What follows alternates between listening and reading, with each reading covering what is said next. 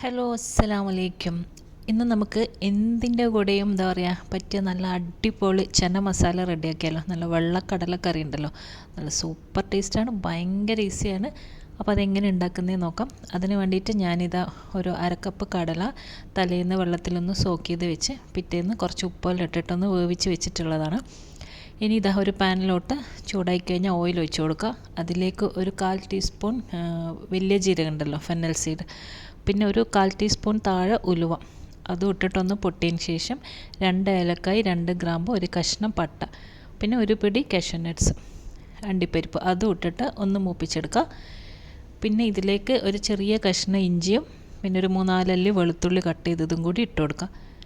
അത് നല്ലോണം ഒന്ന് വഴറ്റി അതിൻ്റെ പച്ചമണം മാറി വരുമ്പോൾ 2 വലിയ ഉള്ളി, അതും ചെറുതായിട്ട് അരിഞ്ഞത് ഇട്ട് കൊടുക്കുക. പിന്നെ ഇതെല്ലാം നമ്മൾ ലാസ്റ്റ് അരക്കാനുള്ളത്. ഇനി ഉള്ളിക്ക് ആവശ്യത്തിനുള്ള ഉപ്പും കൂടി ഇട്ടിട്ട് നല്ലോണം ഒന്ന് വഴറ്റി കൊടുക്കാം.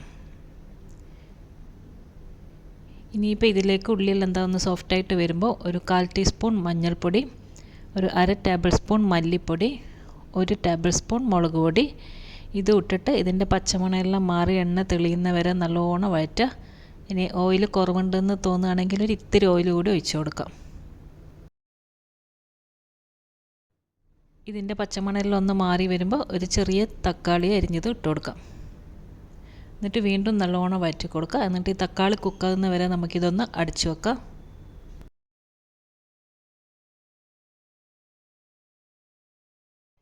ഇപ്പോൾ ഇതാ തക്കാളിയിൽ നല്ലോണം വെന്തുടഞ്ഞിട്ടുണ്ട്. ഇനി ഇതിലേക്ക് ഒരു 3 ടേബിൾ സ്പൂൺ തേങ്ങ ഇട്ട് കൊടുക്കണം. ഇതാ ഞാനൊരു 3 ടേബിൾ സ്പൂൺ തേങ്ങ ഇട്ട് കൊടുക്കുന്നുണ്ട്. എന്നിട്ട് ആ തക്കാളിയും തേങ്ങയും എല്ലാം കൂടി നല്ലോണം ഒന്ന് വഴറ്റുക. അതിൻ്റെ ആ ഒരു പച്ചമണമെല്ലാം മാറി എല്ലാ മസാലയിലും ഒന്ന് മിക്സ് ആകുന്ന വരെ ഒരു കുറച്ച് നേരം നല്ലോണം ഒന്ന് വഴറ്റി കൊടുക്കാം. അപ്പോൾ ഇതാ എല്ലാം നല്ലോണം വഴറ്റി എല്ലാം മിക്സ് ആയിട്ടുണ്ട്. ഇനി നമുക്കിത് ഫ്ലെയിം ഓഫ് ചെയ്തിട്ട് ചൂടാറാൻ വേണ്ടി മാറ്റി വെക്കാം. ഇത് ചൂട് പോയതിന് ശേഷം ഇത് മിക്സിയിലിട്ടിട്ട് നല്ലോണം ഒന്ന് അരച്ചെടുക്കണം. അപ്പോൾ നമുക്കിതവിടെ മാറ്റി വെക്കാം.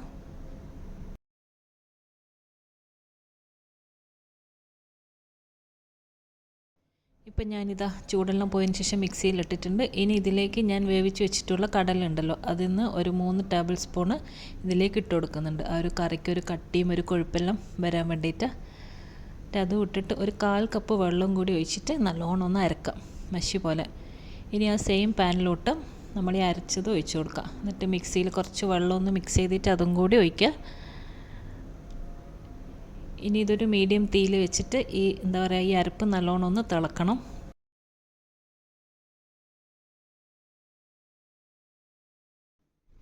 ഇനിയിപ്പോൾ ഇതാ നമ്മൾ കുക്ക് ചെയ്ത് വെച്ചിട്ടുള്ള കടല ഉണ്ടല്ലോ, അതും കൂടി ഇതിലേക്ക് ഇട്ട് കൊടുക്കുക. കടലയിൽ കുറച്ച് വെള്ളം ഉണ്ടെങ്കിൽ വെള്ളത്തോട് കൂടി തന്നെ ഒഴിച്ച് കൊടുക്കുക.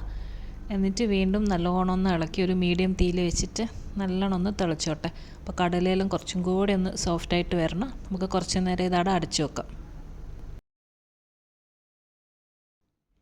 ഇപ്പോൾ ഇതാ തുറന്ന് നോക്കിയപ്പോൾ എല്ലാം നല്ലോണം ചാറെല്ലാം കുറുകി കടലെല്ലാം നല്ലോണം വെന്ത് സോഫ്റ്റായിട്ടുണ്ട്.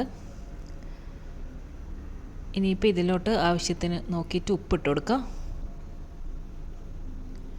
പിന്നെ ഒരു 1/2 ടീസ്പൂൺ പഞ്ചസാരയും, ജസ്റ്റ് ഒന്ന് ടേസ്റ്റെല്ലാം ഒന്ന് ബാലൻസ് ആവാൻ വേണ്ടിയിട്ട്. എന്നിട്ട് വീണ്ടും നല്ലോണം ഒന്ന് ഇളക്കുക. എന്നിട്ട് കുറച്ച് നേരം കൂടി ഒന്ന് ചെറിയ തീയിൽ വെക്കാം. ഇത് ഓൾമോസ്റ്റ് കറിയെല്ലാം റെഡി ആയിട്ടുണ്ട്. എല്ലാം തിളച്ച് നല്ലോണം ടൈറ്റായിട്ട് വന്നിട്ടുണ്ട്. 2-3 മിനിറ്റ് കൂടി ഒന്ന് ഇളക്കിയതിന് ശേഷം നമുക്കിതിലോട്ട് 2 പച്ചമുളക് കട്ട് ചെയ്തതും പിന്നെ കുറച്ച് കറിവേപ്പില, പിന്നെ ഒരു പിടി മല്ലിയില, ഇതും കൂടി ഇട്ടിട്ട് ഫ്ലെയിം ഓഫ് ചെയ്യാം. എന്നിട്ടൊരു 10 മിനിറ്റെങ്കിലും ഇത് അടച്ച് വെക്കണം.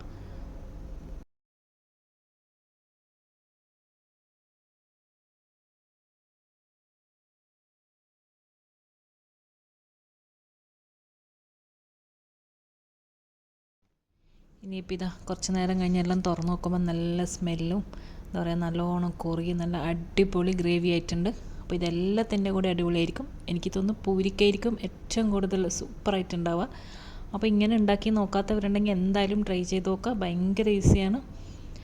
അപ്പോൾ വീഡിയോ എല്ലാം എല്ലാവർക്കും ഇഷ്ടപ്പെട്ടു എന്ന് വിശ്വസിക്കുന്നു. അപ്പോൾ അടുത്ത നല്ലൊരു വീഡിയോ ആയിട്ട് ഇൻഷാ അല്ലാഹ് ഇനിയും കാണാം. അസ്സലാമു അലൈക്കും, ബൈ.